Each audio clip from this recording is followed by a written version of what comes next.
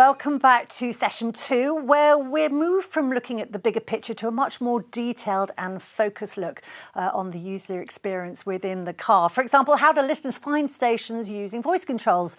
What's the listener's general behaviour like in the car? And what should broadcasters be doing to improve their visual branding of radio on the dashboard? Later in the session, we're going to hear from Android Automotive on how they see the future of radio on their platform. And of course, WorldDAB President Patrick Hannon is still here with me in the studio. And Patrick, we've already had lots of great questions, and this is obviously a live event. You really want to get that feedback from people today. That's what it's all about. We do want to get the feedback. I mean, the thing is, it's great to be in the studio, but obviously we're not talking to the people that we normally would be. So yes, absolutely, we want to hear from people from around the world with any of their questions. No, because it's a dialogue, and that's what we thrive on. We thrive on that. Absolutely. You heard it from Patrick. Get those questions in. So let's bring in the first of our special guest speakers for this next session of the WorldDAB Automotive Conference. And without further ado, we're going to head all the way to Australia, where Joan Wander, CEO of Commercial Radio Australia, is about to tell us why she feels voice control is radio's next frontier. Good morning. It's great to be with you here today to talk about voice technology and its impact on radio, especially in the car. If you regularly use voice assistants like Siri or Google Assistant or Amazon Alexa, you'll be more aware of voice technology than most and aware that people are becoming more and more comfortable with the use of voice technology to access information and entertainment. CRA is about to release a new report in a few weeks in early July. It is called the Smart Audio Report. CRA commissioned this study by Edison Research to inform the industry's approach to voice activation. One of the key findings for us is that 4 in 10 Australians say they are currently using voice assistants. Other findings include that of those who use voice assistants, 79% use voice commands on a mobile phone, 49% use voice in the car, and 35% use voice to activate their smart speakers. From a radio perspective, wherever people use voice, that becomes another opportunity for us to have a radio listening experience. CRA has been working in recent years on a whole of industry basis to make radio accessible via voice across a range of platforms. The first step was developing the industry-owned radio app, which is inclusive of all commercial AM, FM, DAB plus radio stations across the country and our 2 national public service broadcasters, ABC and SBS. Once we had Radio app established, we then built very solid partnerships with first Amazon Alexa and then Google to make Radio app the default radio player in their AI devices to use with their voice assistant technology. Listeners can now simply ask their Google Nest or Amazon Echo smart speaker to play a radio station by name. In fact, there are 3,865 ways to ask for a radio station in Australia. Before this work, the radio function only worked 23% of the time on Alexa devices and only 40% of the time on Google when users requested a particular Australian radio station. The Smart Audio Report, which I've mentioned, also found that in a typical week, 40% of smart speaker owners are using voice to ask for radio. Taking an all-of-industry approach provided us with the necessary scale to work with global players to make it happen. So what's the next frontier for voice technology? I think we all know because we're here at this conference. It's the connected car, and it's on its way. Radio's been a central part of the driving experience since the first car radios came into being in the 1930s. Drive time programming, real-time traffic updates, live and local entertainment and news updates, emergency services announcements and news have made radio a very trusted friend in the car. This slide from the 2021 Australian Infinite Dial study, which was released just a few weeks ago, shows 84% of people listen to broadcast radio in the car during the last month. That's a pretty impressive statistic. This shows that currently radio remains miles ahead of owned music, CDs and online audio streaming services such as Spotify and Apple Music. Radio currently has a number of advantages. It's easy to use, it's highly reliable, and it's front and centre in the dash.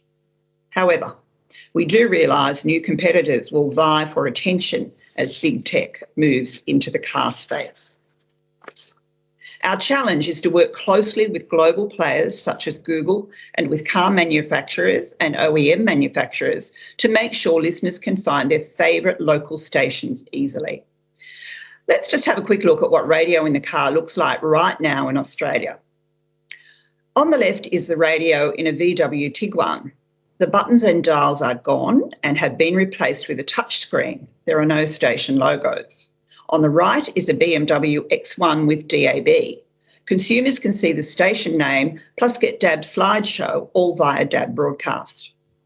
Nearly 80% of new cars in Australia are now sold with DAB factory fitted, providing better sound quality and fantastic station choice.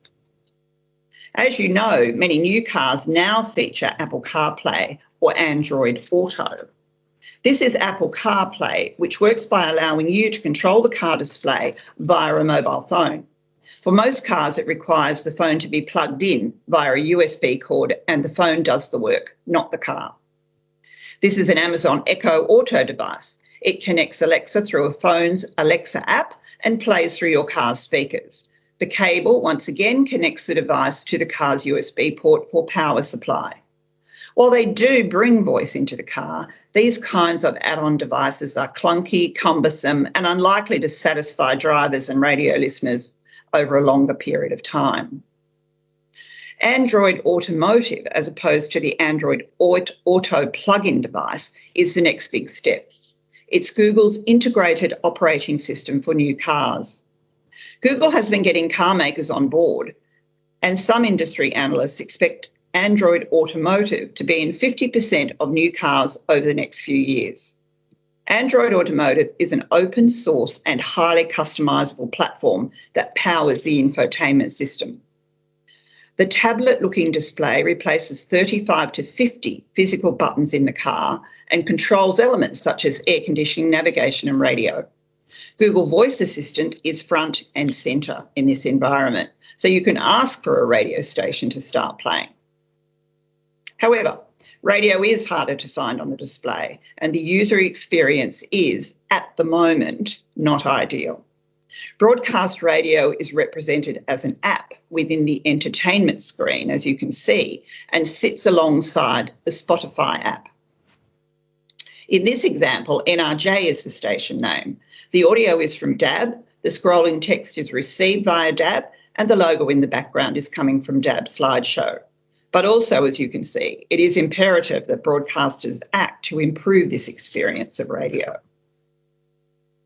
The NAB, National Association of Broadcasters in the US, has formed a global working group, bringing together the radio industry, vehicle manufacturers and other experts to work with Google to ensure Android Automotive supports the best possible experience of radio in the car.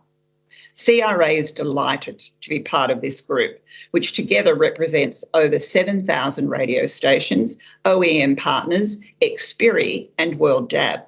The main goal of this group is to open a dialogue with Google on broadcast radio technology in cars equipped with Android Auto, so that it supports AM, FM, HD radio, DAB and CDR.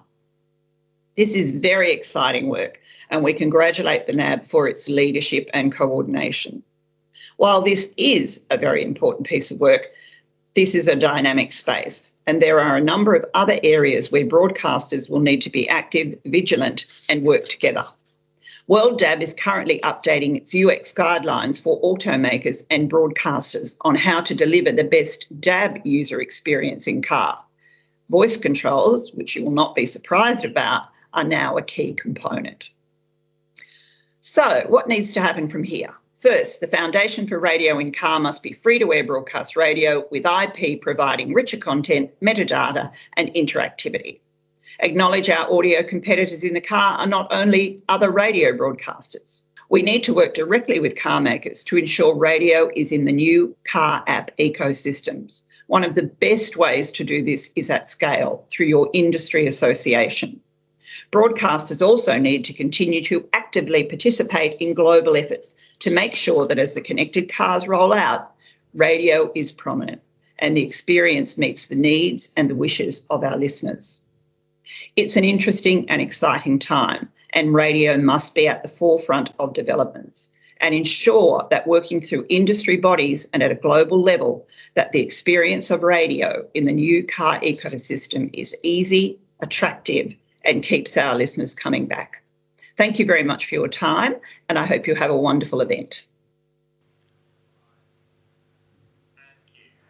A great overview from Joan. They're really getting to the heart of why radio needs to be leading the way in all areas of in-car user experience, whether that's voice controls or working together through organisations like WorldDAB to harness the power of radio's voice.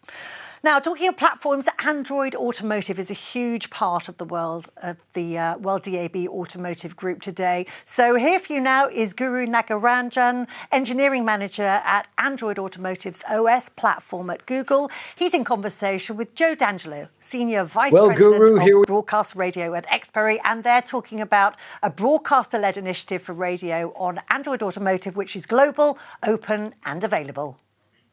Well, Guru, here we are again, another virtual conference, but hopefully we're nearing the end of them.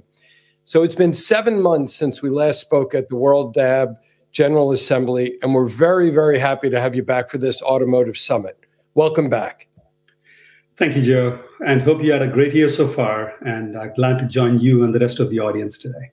Great. Well, before we get into it, why don't you provide a brief introduction and explain your role within Google?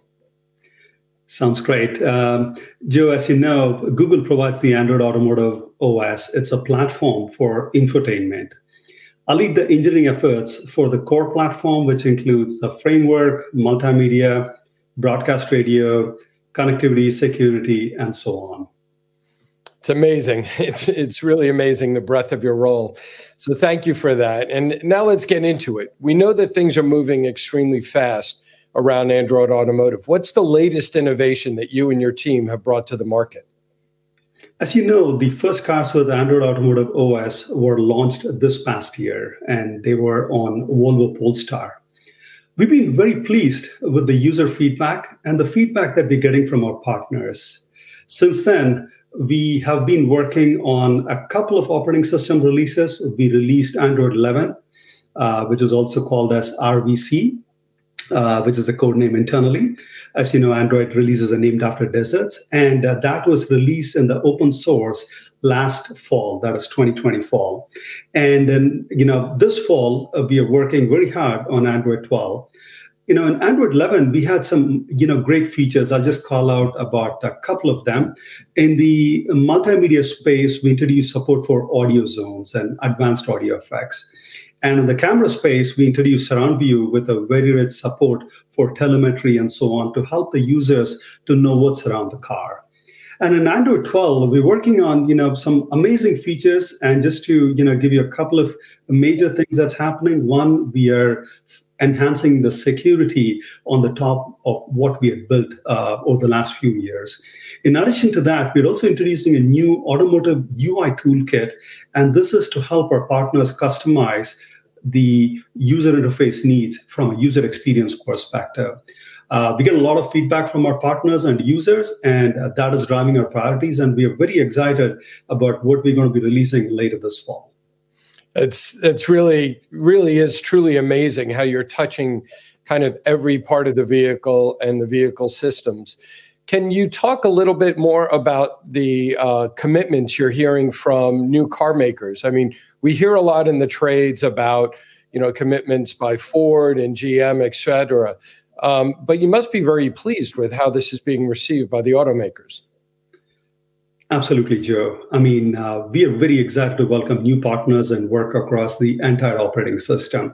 And to just put things in perspective, the last time when we looked, the Android Automotive OS had roughly about 75 million lines of code and so on. Wow. And this includes a ton of contributions from our partners, all the way from silicon and to the automotive manufacturers, to component providers and service providers like Xperi. The platform makes the user experience richer when we have a broad set of tools, partners, and innovation that's happening. And we're very excited about what we're seeing and our collaboration and the opportunity we have collectively as an ecosystem and industry about what's ahead of us to meet the user demands. Yeah, it's really amazing. 75 million lines of code, and we're proud to be partners with you, and we're really looking forward to delivering with the NAB pilot into that ecosystem and ensure that radio has really an open framework for enhancements and future services. So what are Google's thoughts now about broadcast radio and its place in the dashboard? We continue to be very excited about the broadcast radio. I think with the advancement in the user experience, we think we can bring in a lot more capabilities from a broadcast radio perspective and provide a platform that allows partners like Xperi and others to innovate and to bring in the best from a user experience perspective. When we talked last time, I talked about we are planning on introducing new APIs, which allows the opportunity to provide context to localize the content. I'm glad to say that work is well underway.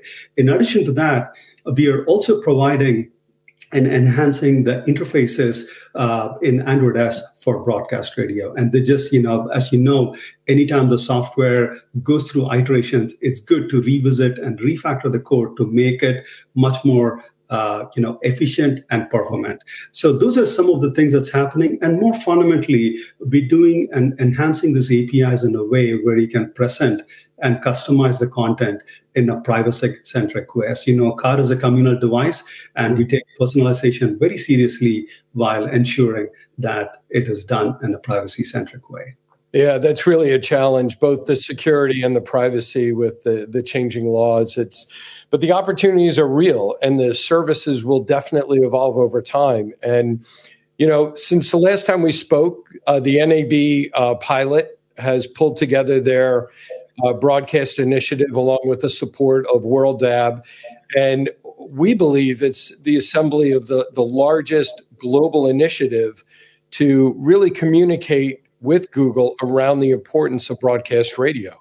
And every organization that's working with us either operates a radio station, builds vehicles, or supplies commercial software. And it's a really diverse group. And we at Xperi are very proud to be part of it.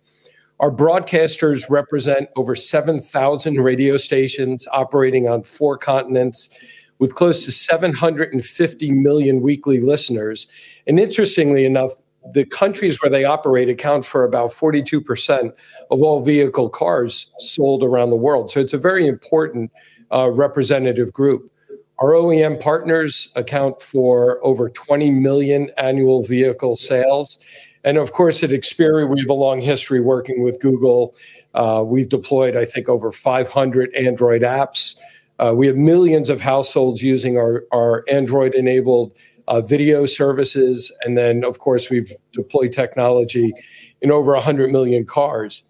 And so with that background, our work is really focused on engaging with your team, who have been extremely supportive in delivering open, tested, verified lines of code that can join that library of 75 million lines you referred to earlier, as well as some sample UX designs, but to give you really a sense of where the industry is going and what we'd love to see radio become in the future. Given all that, what's next? How do you think we should really focus on engaging with you and your team? Absolutely. Those are some very staggering and exciting numbers, Joe. Over the last year or so, as you said, we've had very productive collaboration with Xperi, and we are super excited about the opportunity there. The way we look at platforms is platforms helps accelerating the operating system integration and allows our partners, whether it be at the application tier or at the middleware or the silicon partners, to innovate faster. And from our perspective, working with broadcasters and being co-travelers and providing a standardized implementation for the entire radio ecosystem is an area where we see tremendous opportunity by allowing, the enhancements in the interface, or whether it be contextual signals to make the radio experience richer, we believe that's where our platform can play a vital role. And we would like to continue working with the broadcast, ecosystem in both developing as well as innovating in the platform, in the space, and helping you all accelerate what you're really good at, which is providing the best of services to our users. Great. Well, it's certainly an exciting future, not only around the car, but around the audio platforms and distribution of services. Thank you once again for joining us today. Thank you for your ongoing support. And I feel like this is just the beginning of really exciting innovation for both of our organizations and the broadcasters represented here today. So join me, everyone, in thanking Guru. Enjoy the rest of the conference, and I'm sure we'll hopefully see you all very soon. Thanks a lot, Joe, and thank you for giving us an opportunity and giving me an opportunity to join you today. Yeah, big thanks, Guru, from everyone here in the studio as well. Collaboration and cooperation. You heard it direct from Google. Now, don't forget, if you've got any questions for our fabulous speakers like Guru, do get those coming in. Leave them on the message wall now. You can use that message wall also just to connect with other people who were dialing in to listen to the conference today. Or even if you just want to shout out on the subject of which, a couple of people who've been in touch with us, Girish Jandy from Panasonic, he says he's locked in to today's event. He's saying that on Twitter, so good to know that you're here with us, Girish. Hello as well to Siva Prakasam, who is joining us today from Jasmine Infotech in Germany, and a big welcome to Jacqueline Beerhorst as well from the Netherlands. Jacqueline's actually going to be speaking to us later today. Now, I think one message that is coming through very strongly during this session in particular is that the focus must be on the driver listener. The BBC Research Department has been looking into exactly this, and Aleksandra Gojkovic is going to tell us all about a new piece of research which allows us to get to know the in-car ethnography. Oh, lovely. Thank you very much. And good morning, everybody. Yes, my name is Aleksandra Gojkovic, and this morning I will share with you a snapshot of findings that from our in-car ethnography research that we conducted here at the BBC. With a growing number of cars becoming connected, we looked at what this means for the BBC and where the threats and opportunities of the technology lie. At the beginning of last year, we commissioned a large piece of ethnography research to understand just that. We recruited 20 participants from the more emergent end of media behaviors, so people were more likely to listen to audio on demand, watch video on demand, own smart speakers in their homes, connect their mobile phones in their cars, and they were slightly younger in profile than the average population. And we spent 3 weeks in February last year observing their behaviors in cars. So that research was conducted and finished just before lockdown happened. What we did was we conducted a mobile ethnography. So we asked our participants to record their moods and behaviors before and after each car journey they took on a mobile app. We also asked them to mount a dash camera in their cars facing the driver. So we recorded and observed drivers and passengers' natural and unconscious behavior. What our research uncovered was a really complex ecosystem of needs and mediating factors that influence audiences' audio choices people make when in car.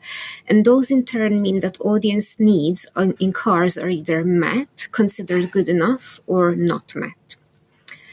What we saw was that length of journey had a really big impact on how much effort people are prepared to invest in making the best possible choice.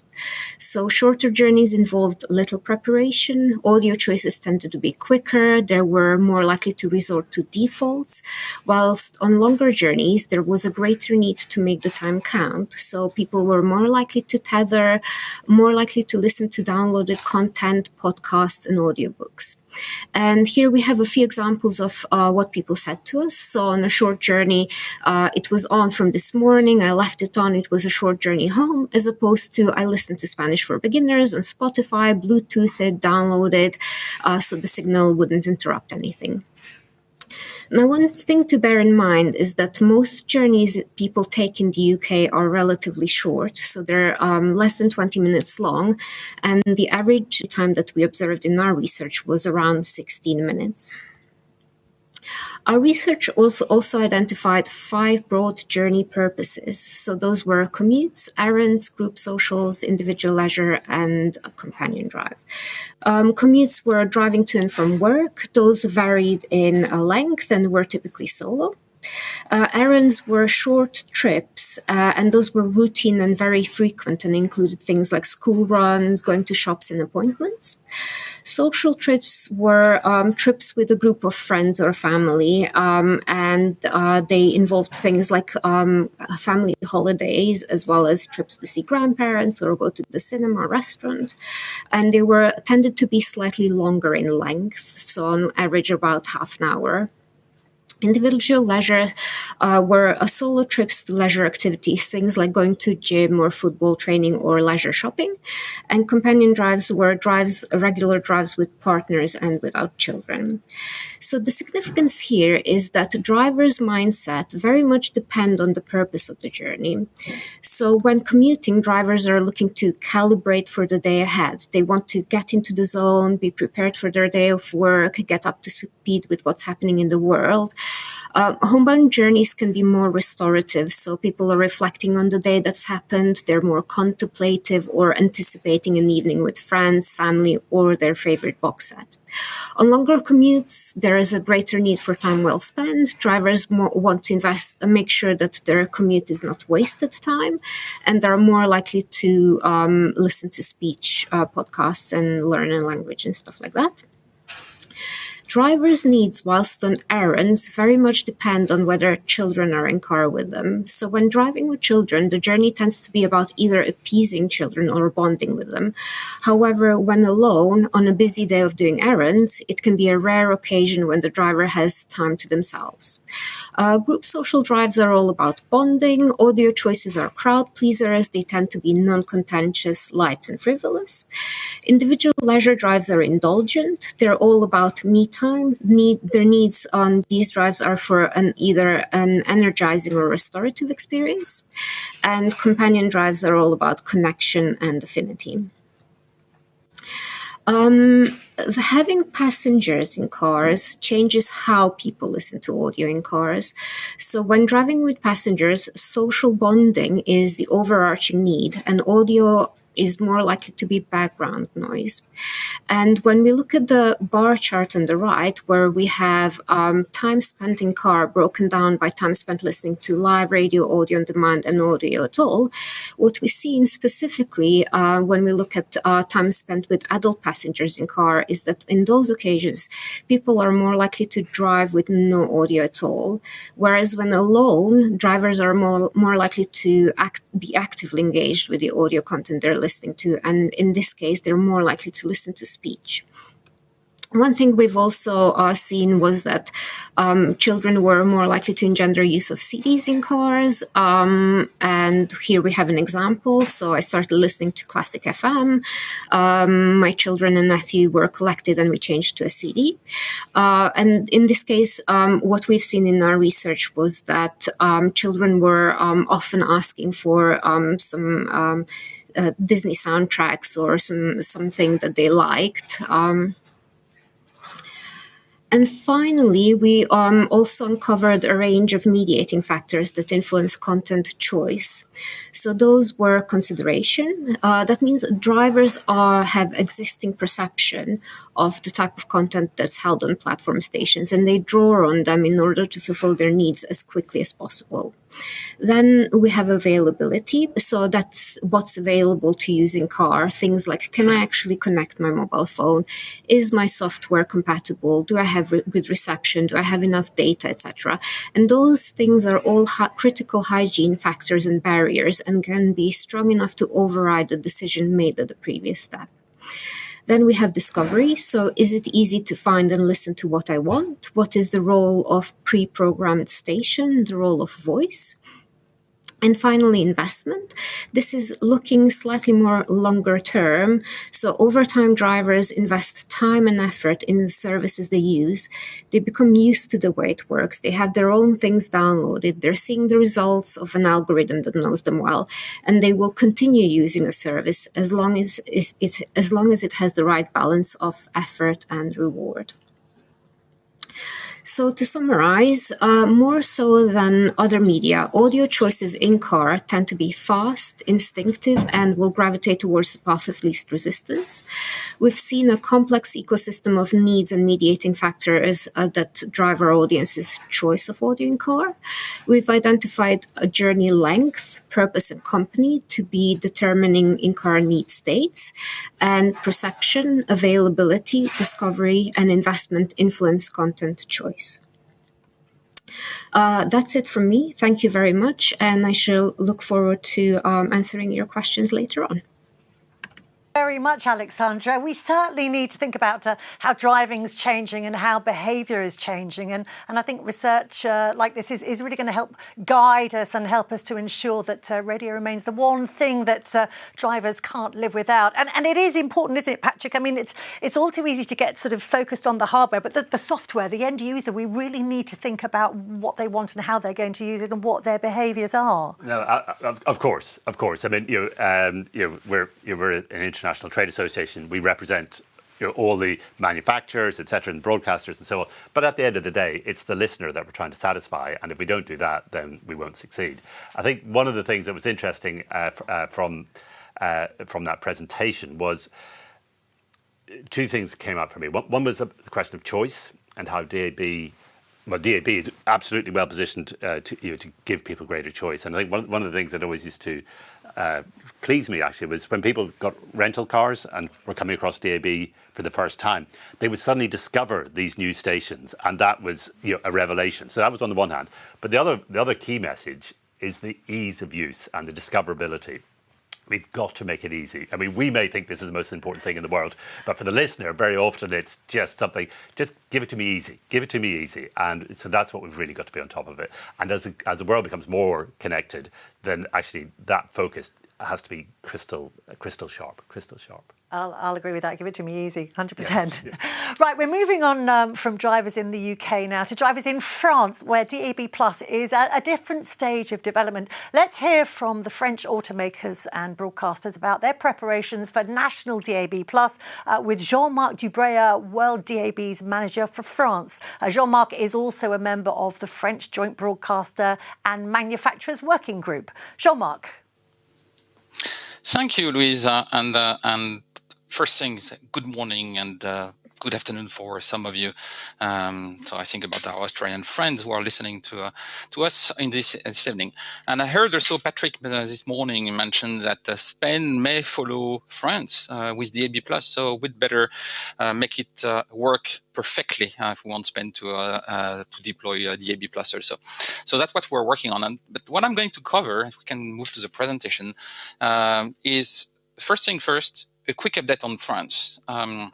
This quick update is going to give you where we are, and hopefully, Patrick, you are going to switch from green country to dark blue country on your map anytime soon for France. But if we're looking at the coverage in France, we have about 30% of the population now can receive DAB+. That's quite a lot already, and you understand why when I cover a little bit more in details what we are doing here.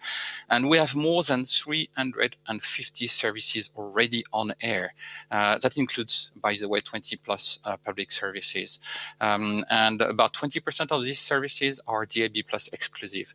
Now, there are a lot of objectives with the extension of the coverage of DAB+ in France. First thing is, by the end of 2022, that 30% I just mentioned is going to be 50% of the population covered. And that will be done with about 17 additional multiplexes.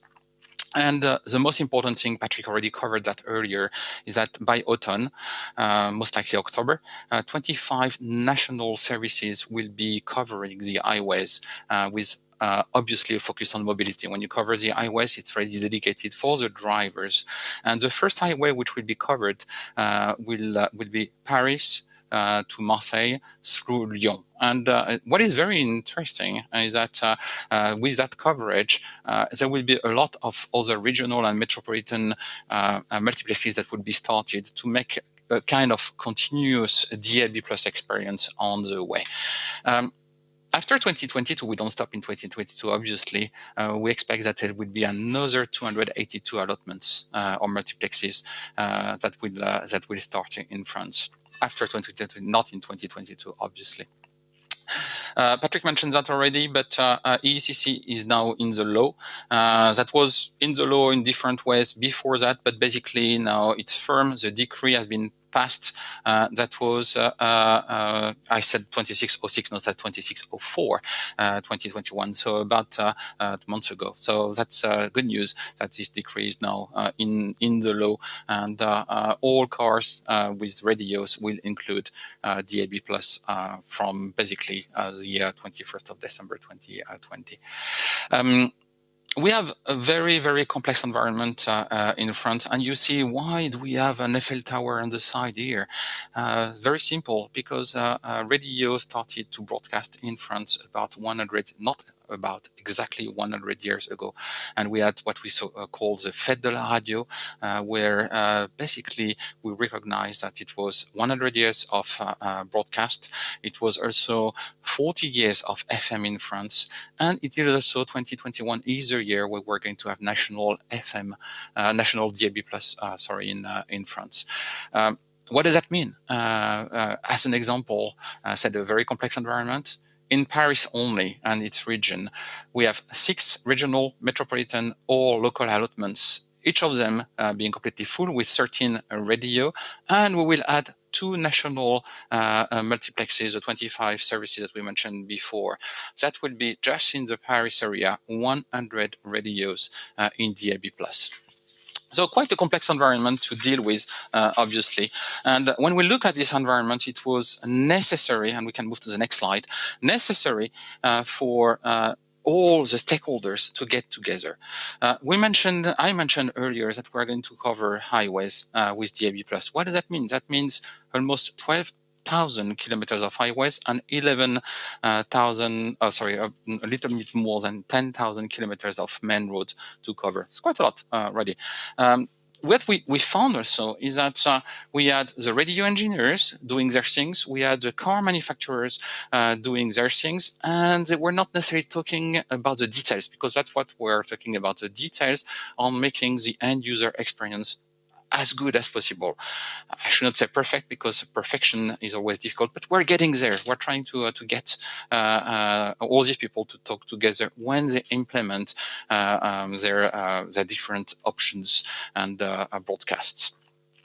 There was, for example, lack of understanding of what car manufacturer could do in the car, what the receivers could do, what were their constraints. And on the other hand, the car manufacturers, and really mean the engineering level, did not necessarily understand fully the radio business model. Another example is that we had profiles that were shared within the industry, and they were dated 2013 with DAB. As a reminder, DAB+ started to broadcast in France in 2014.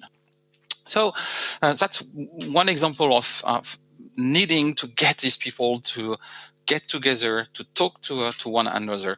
And when I say car manufacturers, obviously we focus on the 2 main car manufacturers that we have in France. So Peugeot and Renault have all their R&D capabilities in France here.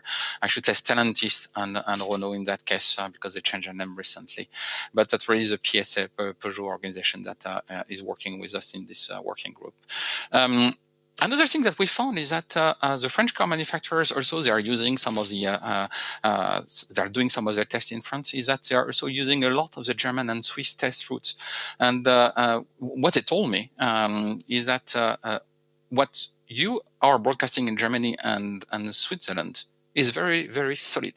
Very solid networks, mostly covered and done by national radios. So extremely solid networks. As I said, we have a very complex environment in France.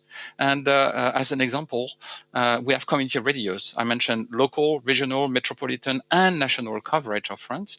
These community radios are, for example, using open source broadcast solutions, or they're using DSL connection to bring their content to their broadcast site. And I don't mean quality of the content that is broadcasted, but the quality of the content that is brought to the broadcast towers could sometimes be delayed when you are trying to broadcast in DAB+. So you have on one hand radios like community radios that are trying to focus on costs and do-it-yourself things, and on the other hand, obviously, national or commercial radio trying to have the best quality of broadcast that they can bring to the end user. One thing that we cannot ignore is that we have more than 1,000 FM radio services in France. So a complexity of the landscape, again, which is very, very important, specifically when you are thinking about linking.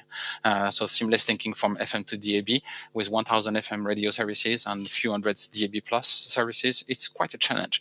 And we found out also, when I say we found, some of the car makers found out that some services, DAB services, could crash their radio because of software issues, because of the complexity. We could be in an exception that was not planned when the radio was designed. So again, very complex landscape. We have 282 allotments today. What we call 260 outline is when the different multiplexes are meeting each other.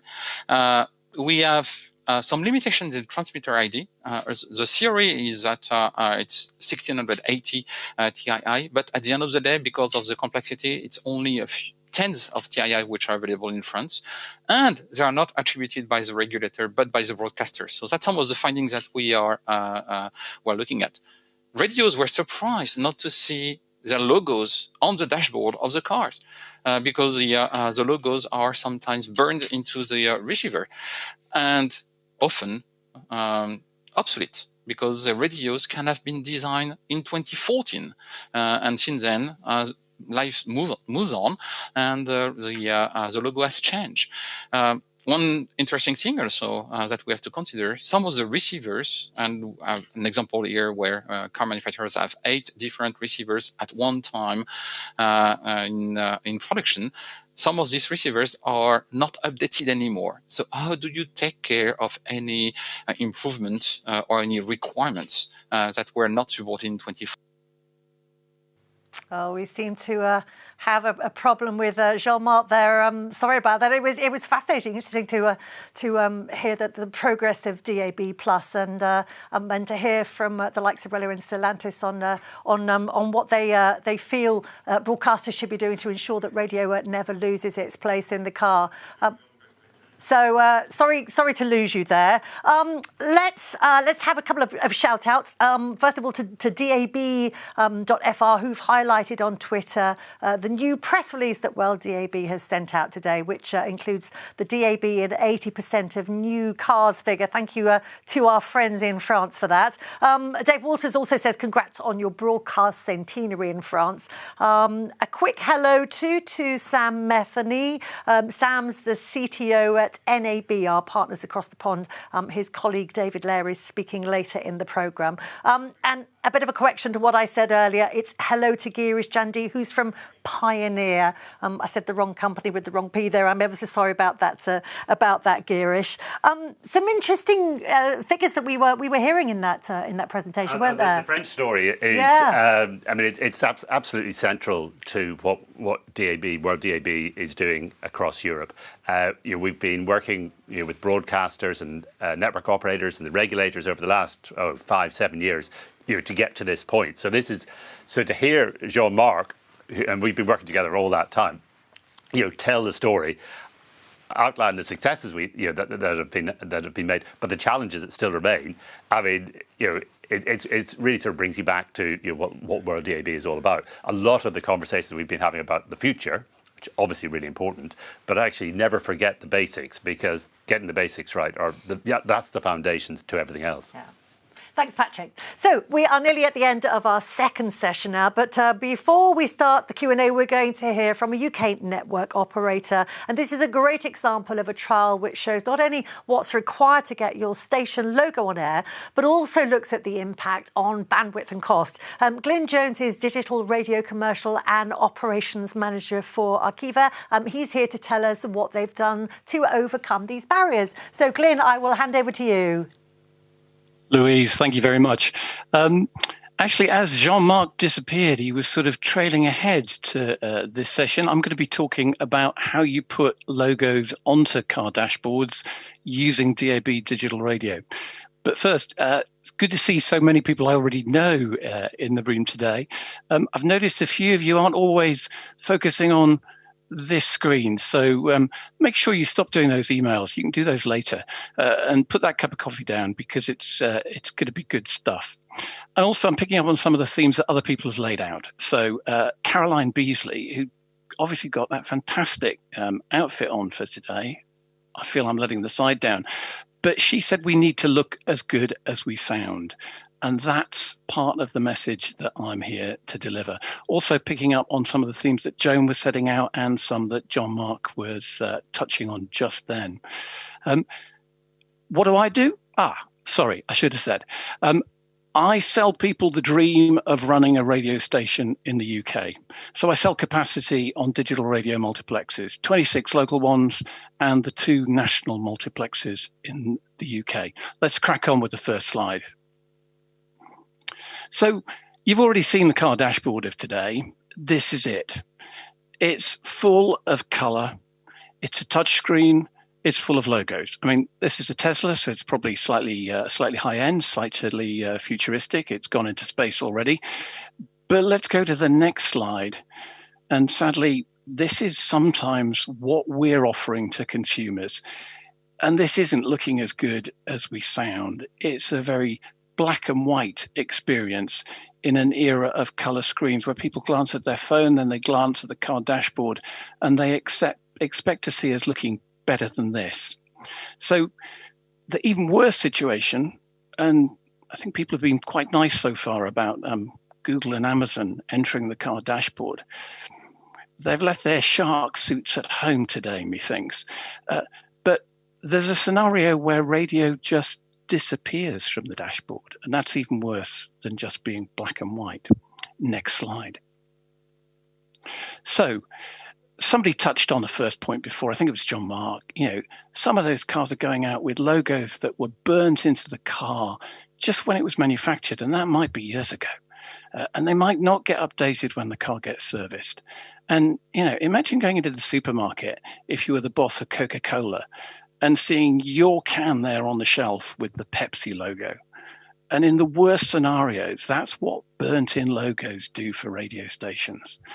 We then got, somebody touched on Pty Codes. I mean, do we really want, on my BMW, when I tune into a jazz station, I see a rather poor picture of a guy playing a saxophone. Is that really bringing us to life as a radio station experience? Radio DNS via a SIM card is a good way to bring data into the car and marry it up with the audio. The route we've gone down, complementary to that, is using the DAB SPI specification, which is the successor to the EPG specification. Next slide. So what we've done in our trial, and this is very much a practical trial to make sure we could do it and make sure we could do it cheap. Cost effective, cheap. So step 1 was making sure on our multiplexing equipment we could do it, tick.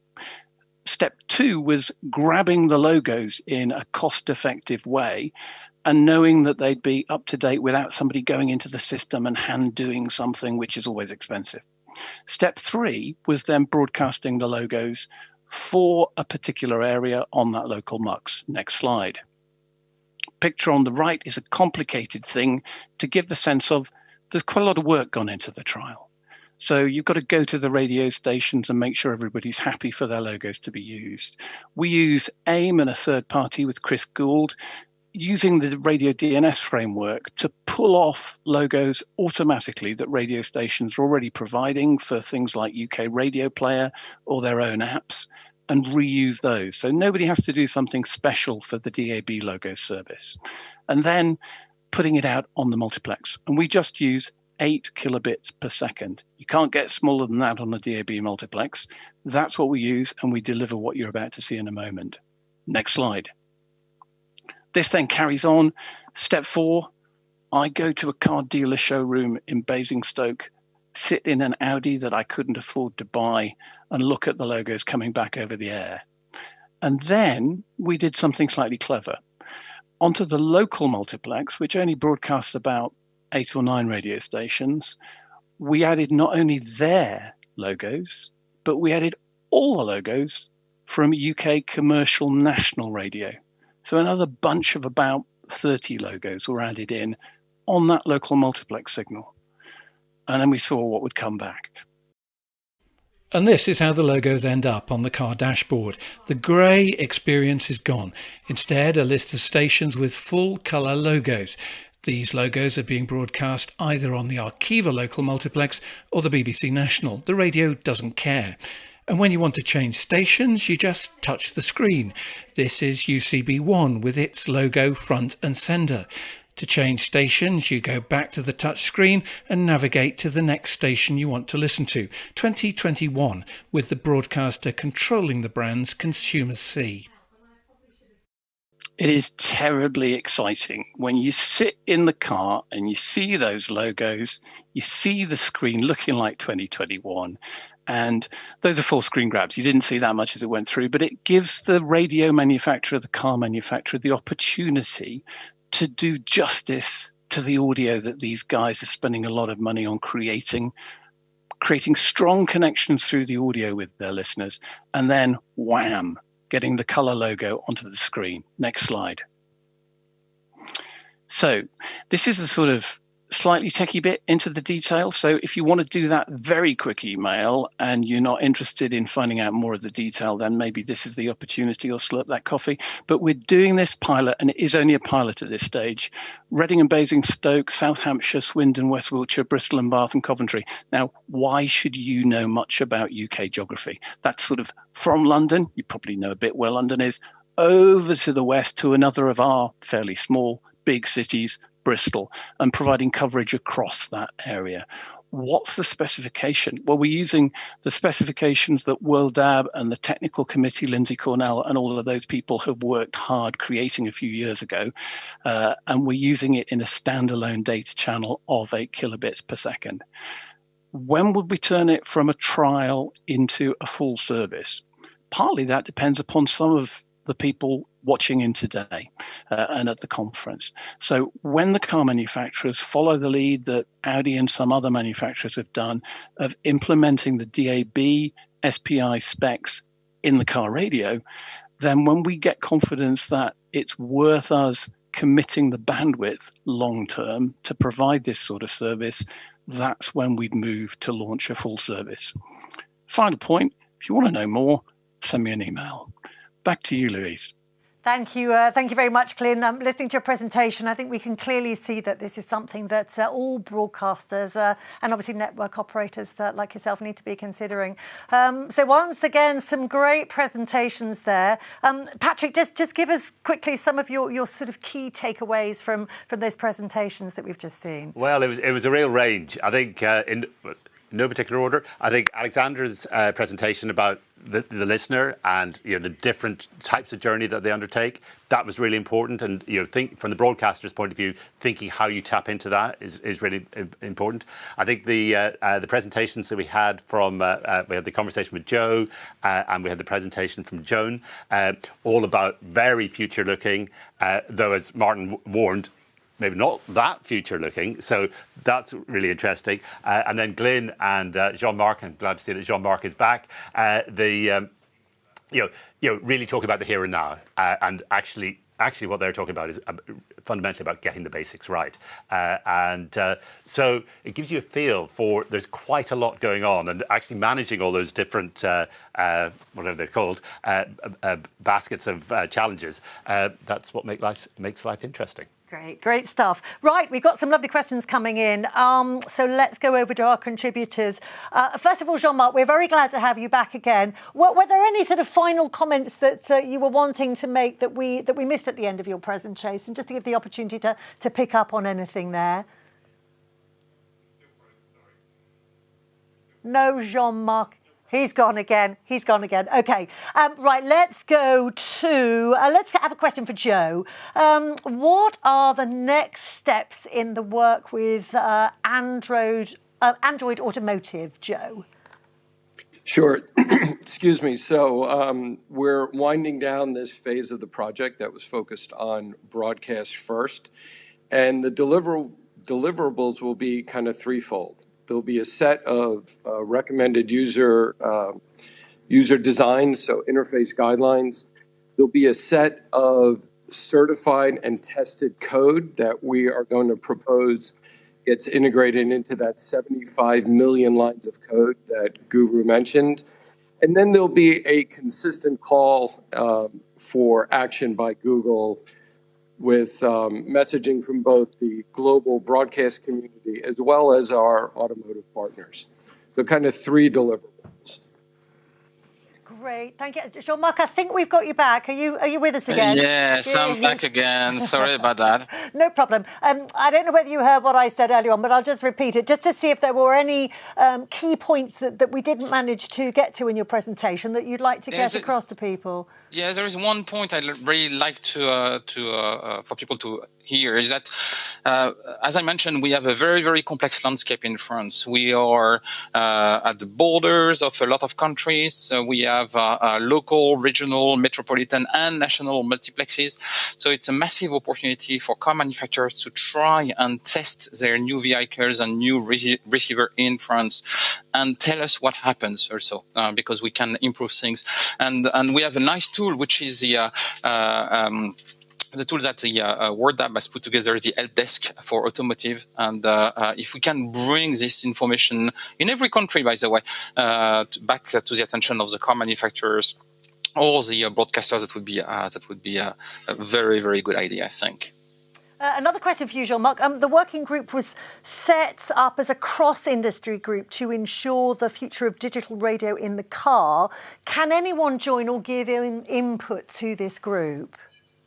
Oh, yes, definitely. If you send me a note, we'll make sure that once we have our next meeting, then people are involved in it. Great stuff. And we will make sure if you want to send any messages via us, we'll make sure that those get through to Jean-Marc. Question to Aleksandra. What other research is planned by the BBC, or is any further research planned by the BBC? That's a really great question, but I'm not really sure how much I can tell you about what we have planned. What I can say is that what we recognize here at the BBC is that in-car is so important for us, and it's so important for our media consumption, our content consumption, and what we see the in-car space and how it's evolving at the moment is, for us, it's just a really great opportunity to innovate and a great opportunity to think about new ways of servicing our content to our listeners. So this is something that we're working on. That sounds like a very positive response, even if you couldn't give us much detail. A question to Glyn. This is a trial. Will there be a second stage to the trial? That's the trial you were referring to in your presentation. Will there be a second stage to the trial focusing on other types of metadata? At this stage, we're sticking with putting logos on the dashboard. I think that's the most important thing if you're a radio station. So reinforcing the branding that you put out on your radio station to increase its saliency with the audience, that's the key thing. Over time, if car manufacturers come to us and talk about other types of content and data, then we'll think about that. But over time, we found that the radio text is a really powerful thing. And the logos, with that ability on the short video of how to change channels, is the key thing that we think brings radio to life on the dashboard. And all of the things we do take multiplex capacity. So on the BBC's national multiplex, it's full on our 2 national commercial multiplexes, they're full of radio stations. And so adding the data is something that we're keen to do, but we do need to do it in a way that's cheap, both in terms of the cost of generating it so that it's sustainable, but also the cost of the capacity. And so focusing on logos, we feel, gets the priority right.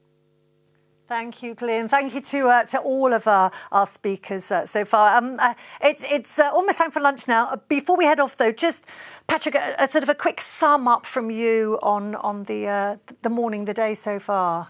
Well, I have to say, I've enjoyed it. Probably more than I expected, even with Glyn. That's what I'm going to say. I think Patrick, explain yourself. I don't think I need to. Cheeky monkey. I think that, to be honest with you, it's the diversity of voices has been really, really illuminating. I think we've always said we need to collaborate, and Louisa, you've picked that up in the conversations, and that's come through. And one of the things, then the other thing is that the people at different stages of development, and we've got to bring everybody on that journey together. And we're hearing those voices. Joe and his relationship with Google, Jean-Marc at the beginning of the journey, Aleksandra bringing us back to the listener. It's all great, and I have to say special thanks. Well, who do I need to thank? I certainly want to thank Martin, as the head of the Automotive Working Group, but I also have to thank you, by the way, and the team here, but also Bernie and Rosie, who have put this whole event together. It's been a revelation. It's been a revelation. Thanks. But that's what I think. I'd be really interested in knowing what all the audience thinks as well, because this feels quite good in the studio. I want to know what it's like at home. Well, we would look forward to hearing from our audience. I'll add my thanks to all of our speakers so far. I'll leave Patrick and Glyn to take that conversation offline because it's time for our lunch break now. But make sure you join us for sessions 3 and 4, where we're going to be unveiling the first look at the results from our features research. And there's a demo of a real-life working model of the WorldDAB UX guidelines as well. We'll also have an update on some work by the NAB, plus a session on the aftermarket devices ecosystem in Switzerland, and much, much more. So we look forward to seeing you for that after lunch.